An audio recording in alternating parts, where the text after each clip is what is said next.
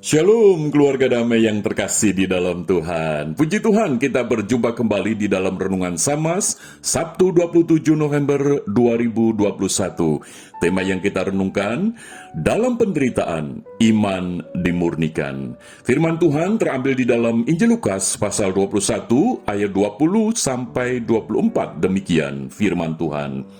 Apabila kamu melihat Yerusalem dikepung oleh tentara-tentara, ketahuilah bahwa keruntuhannya sudah dekat. Pada waktu itu orang-orang yang berada di Yudea harus melarikan diri ke pegunungan, dan orang-orang yang berada di dalam kota harus mengungsi, dan orang-orang yang berada di pedusunan jangan masuk lagi ke dalam kota, sebab itulah masa pembalasan di mana akan genap semua yang ada tertulis. Celakalah ibu-ibu yang sedang hamil atau yang menyusukan bayi pada masa itu, sebab akan datang kesesakan yang dahsyat atas seluruh negeri dan murka atas bangsa ini. Dan mereka akan tewas oleh mata pedang dan dibawa sebagai tawanan ke segala bangsa. Dan Yerusalem akan diinjak-injak oleh bangsa-bangsa yang tidak mengenal Allah, sampai genaplah zaman bangsa-bangsa itu. Sedemikian jauh pembacaan firman Tuhan. Keluarga damai, apa yang dikatakan oleh Tuhan Yesus itu tergenapi, yaitu pada tahun sekitar 70 Masehi, di mana tentara Romawi yang dipimpin oleh Titus itu mengepung Yerusalem, lalu diruntuhkan dan ditaklukkan. Dan ini menimbulkan satu penderitaan bagi umat Israel. Keluarga damai, penderitaan itu terjadi, dan melalui apa yang difirmankan oleh Tuhan Yesus, seakan-akan penderitaan itu diizinkan, dialami oleh setiap orang yang beriman.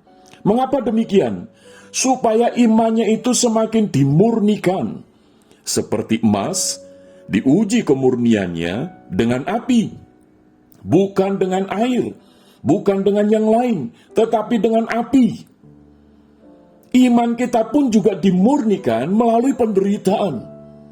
Maka itu kalau kita melihat di dalam ayat yang ke-20, di mana umat Tuhan itu membanggakan kota Yerusalem sebagai kota Daud. Diagung-agungkan karena ada bait Allah di sana.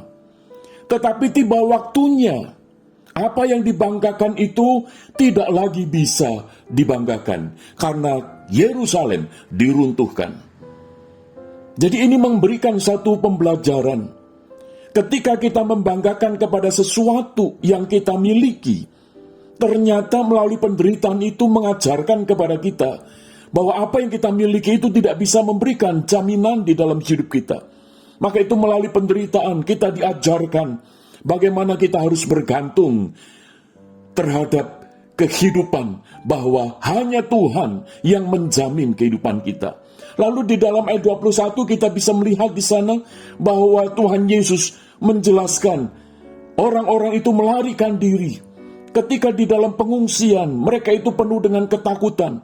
Seakan-akan tidak bisa lagi melihat hari depan itu apakah masih ada atau tidak. Dan itu membawa satu penderitaan di dalam hidup umat Tuhan. Tetapi Tuhan izinkan itu, supaya mereka yang selama ini mengandalkan kekuatannya, itu tidak lagi mengandalkan kekuatan karena dikepung dan dihancurkan.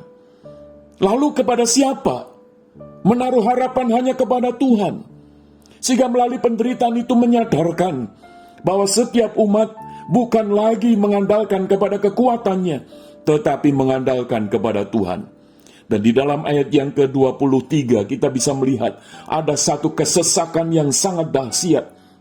Ibu-ibu yang sedang hamil atau yang menyusukan bayi pada masa itu, ada kesesakan. Ini memberikan satu gambaran bahwa bukan hanya orang tua tetapi juga anak-anak mengalami satu kesesakan yang dahsyat.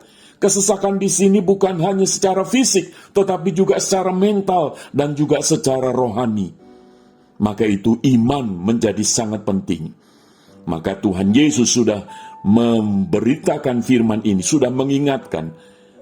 Seakan-akan Tuhan Yesus sudah menubuatkan, dan itu terjadi. Maka ini menjadi pembelajaran bagi kita sekalian. Keluarga damai, ketika kita menghadapi penderitaan di dalam hidup ini, Terlebih lagi di masa pandemi, satu kondisi yang tidak pernah terpikir oleh kita, tetapi itu terjadi di dalam kehidupan kita, di tengah keluarga kita, di tengah pekerjaan kita, di tengah pelayanan kita. Kita percaya bahwa melalui kondisi yang membuat kita ini menderita, biarlah kita tidak kecewa kepada Tuhan, kita tidak marah kepada Tuhan, kita tidak protes kepada Tuhan, tetapi justru disinilah menyadarkan kita bahwa iman kita ini sedang dimurnikan melalui kondisi yang membuat kita ini menderita. Supaya yang pertama, kita ini mengandalkan Tuhan. Hanya Tuhan saja, bukan dunia ini. Yang kedua, kita menaruh harapan hanya kepada Tuhan saja, bukan kepada manusia. Lalu yang ketiga, kita boleh mensyukuri penyertaan Tuhan yang melampaui segala keadaan, supaya iman kita ini semakin dimurnikan di tengah penderitaan yang kita alami. Keluarga damai, biarlah kita boleh semakin sadar bahwa hidup kita melalui penderitaan ini, kita sedang dimurnikan iman kita. Puji Tuhan, mari kita berdoa. Bapa Surgawi, kami mengucap syukur di dalam segala keadaan Engkau tetap menyertai kami. Sebagaimana janji firman-Mu, Engkau adalah Immanuel, Allah yang beserta dengan kami. Maka itu ya Bapa, kami boleh diingatkan kembali melalui firman-Mu, bahwa ketika penderitaan itu kami alami, justru disitulah iman kami sedang dimurnikan, supaya kami mengandalkan Tuhan saja, bukan mengandalkan dunia, supaya kami hanya menaruh harapan hanya kepada Tuhan saja, bukan kepada manusia, dan kami boleh tetap mengucap syukur atas penyertaan kasih setia Tuhan yang melampaui segala keadaan. Teguhkan, kuatkan iman kami sekalian ya Bapa. Di dalam nama Tuhan Yesus kami berdoa. Amin. Keluarga damai, kiranya Tuhan Yesus memberkati kita semua. Amin.